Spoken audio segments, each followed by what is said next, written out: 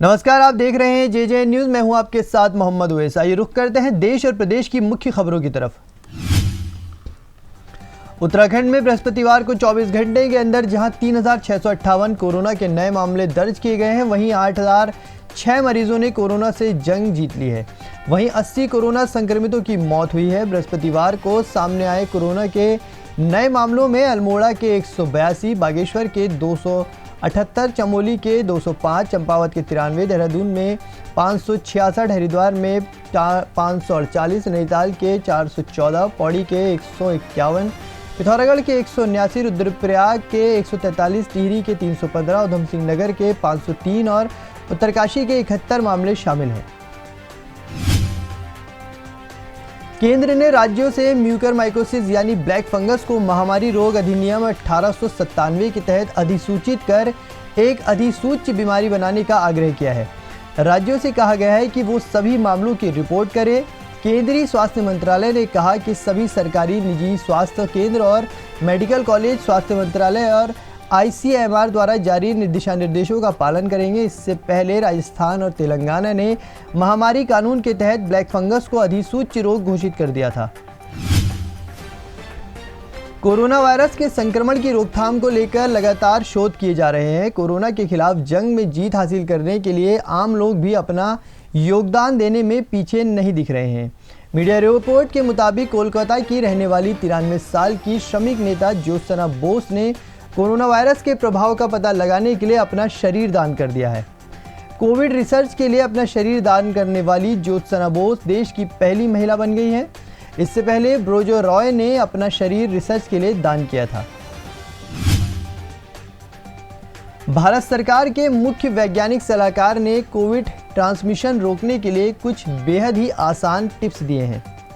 उन्होंने ट्रांसमिशन रोकिए महामारी को कुचलिए नाम से सामान्य गाइडलाइन जारी किए हैं, जिसमें मास्क पहनने के तरीके, दूरी, स्वच्छता और वेंटिलेशन के जरिए कोविड संक्रमण पर काबू करने के उपाय सुझाए गए हैं। इस गाइडलाइन में साफ किया गया है कि अगर लोग कुछ सामान्य बातों को पूरी तरह से अपनाना शुरू कर दें तो कोरोना वायरस के संक्रमण को कम किया जा सकता है। दूसरी लहर की भयानकता और तीसरी लहर की आशंकाओं के बीच नई एडवाइजरी लोगों के लिए आंख खोलने वाली है, जिसमें तस्वीरों के माध्यम से कोविड के बचाव की बातें समझाई गई हैं। भारतीय नौसेना के पहले विध्वंसक पोत INS राजपूत को 41 साल की सेवा के बाद आज शुक्रवार को नौसेना की सेवा से हटा दिया जाएगा। ये जानकारी रक्षा मंत्रालय की ओर से दी गई है। तत्कालीन USR द्वारा निर्मित INS राजपूत को पहली बार 4 मई 1980 को कमीशन किया गया था। इससे भारतीय नौसेना को 41 वर्षों से अधिक समय तक अपनी सेवाएं प्रदान की हैं। INS राजपूत को नौसेना डॉकयार्ड विशाखापट्टनम में एक समारोह में सेवायुक्त किया जाएगा।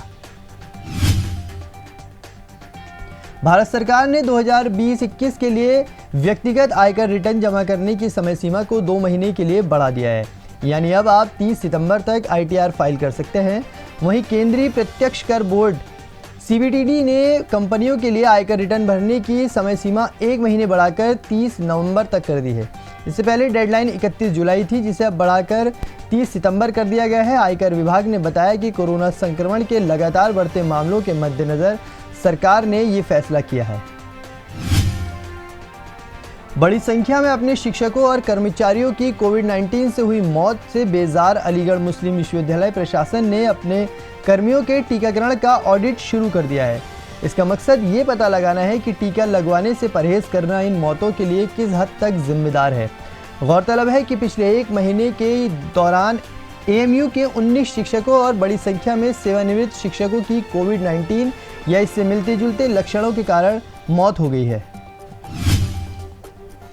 ICMR के साथ मिलकर स्वदेशी वैक्सीन कोवैक्सीन बनाने वाले फार्मा कंपनी भारत बायोटेक अब प्रोडक्शन को बढ़ाने में लगी है। इस साल की आखिरी तिमाही तक कंपनी हर साल 100 करोड़ डोज के हिसाब से उत्पादन बढ़ाने पर काम कर रही है। कंपनी के एक वरिष्ठ अधिकारी ने कहा है कि गुजरात के अंकलेश्वर स्थित Chiron Behring vaccine private limited में भी 20 करोड़ डोज बनाई गई। ये भारत बायोटेक के स्वामित्व वाली कंपनी है। इसे 2019 में भारत बायोटेक ने खरीदा था और यहाँ पर वर्तमान में रेबीज के टीके बनाए जाते हैं। ओलंपिक टिकट हासिल करने वाले नौका चालक अर्जुन लाल जाट और अरविंद सिंह के साथ पहलवान सीमा बिस्ला और Sumit Malik target Olympic podium योजना में शामिल किए गए हैं। मंत्रालय ने साथ ही ये भी कहा कि पहलवान विनेश फोगाट टोक्यो खेलों तक विदेशों में प्रशिक्षण जारी रखेंगी, क्योंकि उनके प्रस्ताव को मिशन ओलंपिक प्रकोष्ठ ने मंजूरी दे दी थी।